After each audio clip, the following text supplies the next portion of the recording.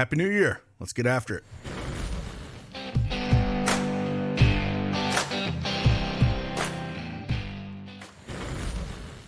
Hey, good morning, everyone. It's Craig Bennett, a.k.a. Cash Keg, back with another NBA Prizepicks video. If you don't have that Prizepicks account, use that promo code Cash Keg and get 100% instant deposit match up to $100. A link is in the description below. Like I said, Happy New Year 2024. It's going to be a big year.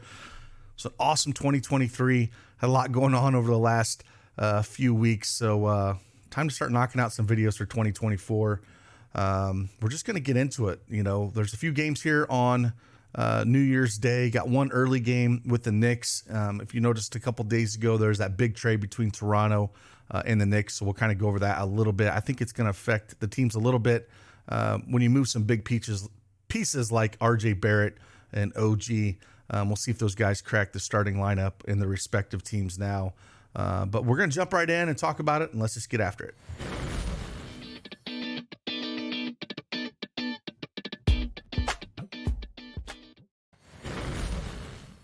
All right, Prizepicks desktop is up here. We're going to talk three plays that we do like on this slate. Not a massive slate, but not a small one either here for New Year's Day. Looks like we have 8 games on tap, so a pretty decent sized slate. Again, we got this early game, the Timberwolves and the Knicks. Like I talked about a little bit earlier, that trade that they shipped off RJ Barrett to Toronto. Hey, I mean, good for him, man. He's Canadian. Sure, he loves to go play up there in Toronto. You know, he's more of a scorer. So on the Raptor side, we'll see how that kind of shakes out. And OG's more of a defensive guy, can still shoot the rock and score points. But I'm curious how they'll fit that in. I'm assuming OG slides right into that 3, and still we got Randle at the 4. Robinson is still out, so Hartenstein's been starting at the 5. You know, and then, you know, Precious came in with that deal as well. He's coming off the bench, probably going to play some center as well. And I would assume DiVincenzo had a monster game. I would assume he still starts at the shooting guard. You know, Quickly's over at Toronto as well, so they moved him. So we'll kind of see how things go there. But I would assume it's going to be Brunson, DiVincenzo, OG, Randle, and Hartenstein. And so until they figure things out, early game New Year's Day, I'm actually going to look at taking Julius Randle less than 39.5 points, rebounds, and assists. Going up against Minnesota here, looks like Minnesota's favored by 1.5, 224 over under. And, you know, you look at some of these games here, you know, that a lot of that stuff, the trade was going on. So before that, though, we missed it 37, 34, 35, 36. Minnesota is one of the better defensive teams in the league. First in points allowed, first in rebounds allowed, fourth in assists. They're just a great defensive team here. And he played them once this year back on November 20th. He only put up 36 points, rebounds, and assists there. Didn't shoot particularly well. But for this play, for me, I'm just kind of more looking at, you know, with a new piece like this, trying to figure out how OG fits into this lineup. And it's going to take some time anytime you put a new guy into the starting lineup or on the team and how it kind of works out. So early game like this as well with New Year's Eve yesterday, I'm just going to lean taking less than 39.5 points, rebounds, assists for Julius Randle. Can he crush this? Sure. It's just one of those things where I think OG can take a little bit away from him, maybe grab a few more rebounds. And I'm just going to lean on the under here for Julius Randle. Next two we're going to look at, again, it's going to be in this Cleveland and Toronto game. And they got some injury situation on their self here on the Cleveland side. If we look at the official injury report for Cleveland, there's still no Evan Mobley. He's got a left knee, illness as well. And then if we look at Darius Garland, he is out as well. So both of those guys out. You got to go to Donovan Mitchell. Like I said, Toronto's, changed it up a little bit. I think it hurts them defensively, losing OG, but RJ Barrett should move in that starting lineup again at the 3. I'm curious if they'll take Dennis Schroeder off the bench or if they'll start him alongside Barnes, or if they make Barnes the point guard and put Gary Trent Jr. at the 2. We'll have to kind of see until we get the official lineup. Toronto's favored by 2.5 here, but Donovan Mitchell's got to do a little bit of everything. And if we take those guys out, what I'm looking at is points and assists at 35.5. I feel like this is a little bit too low. With those guys out, like you said, Milwaukee guards really kill them, but put up 43 points and assists. Houston 43. And he's going to have to do a little bit of everything. The shots are going to have to be there. Double-digit shots. These last two games, 27 and 23. Shooting really well as well. Just phenomenal. 62 and 61% from the field those two games. So if he stays hot like that, it's going to be hard to stop him.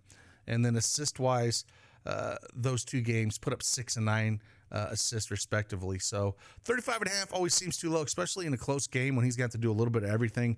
You know, and that starting lineup's pretty gross, to be honest with you. Donovan Mitchell, Max Strus, he's been shooting awfully the last two games, so Mitchell's got to pick up that load even more. Okoro, Wade, and Allen. And so it's pretty ugly. You know, LeVert coming off the bench, is that scoring that they need off the bench. But on this initial lineup, it's Donovan Mitchell.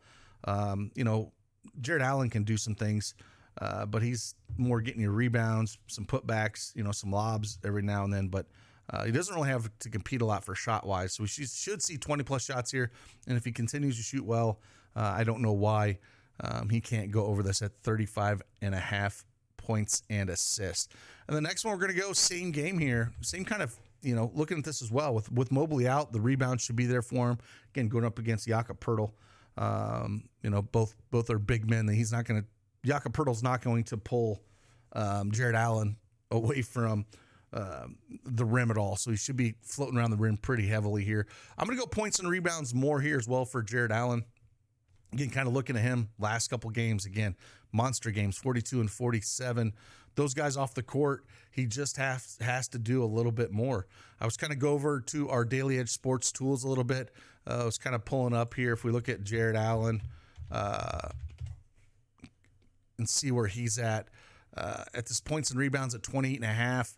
There's no real juice one way or the other. We got him projected at 31.23. And again, it's just a spot for me that I do like looking, taking more than this at the 28.5. Nothing really stood out to me in the plus EV side or projections this early in the morning. Just wanted to get this video out. And that's kind of what I'm looking at with these two guys. Again, Toronto, I think it's going to hurt them a little defensively with OG and putting Barrett in there. But at the same time, Allen's going to be having to shoot the rock. Last two games where he put up 47 and 42, he shot the rock 17 times. This second game was amazing. 15 for 17. Again, a lot of his shots are dunks or right around the rim, but shot 88% from that field there. But only 53% here against Dallas where he put up 47, because he's going to get you some points. Again, these last three games, 19, 24, and 30 points here. And again, the shots are up and the rebounds are massive. This game against Dallas, he had 23 boards, but 17, 23, and 12. Rebounds are definitely going to go up without Mobley there. And like I said, I think he could do it again here. A close game like this against Toronto with those new pieces, 28.5 feels just a little bit light there. Again, we got him at 31.5. So I think it's some decent value we can look at for Jared Allen. So that's what we're kind of looking at here. Again, early game at 3 o'clock Eastern time where we got Julius Randle. Again, going to take less, 39.5. I want to see how they play together in that starting lineup. And then I'm taking more with Donovan Mitchell and Jared Allen with those injuries that they do have with Garland and Mobley. So with that, I appreciate each and every one of you guys. I hope you guys have a great New Year's, and I'll see you guys over at dailyedgesports.com and check it out. Let's get after it. Deuces.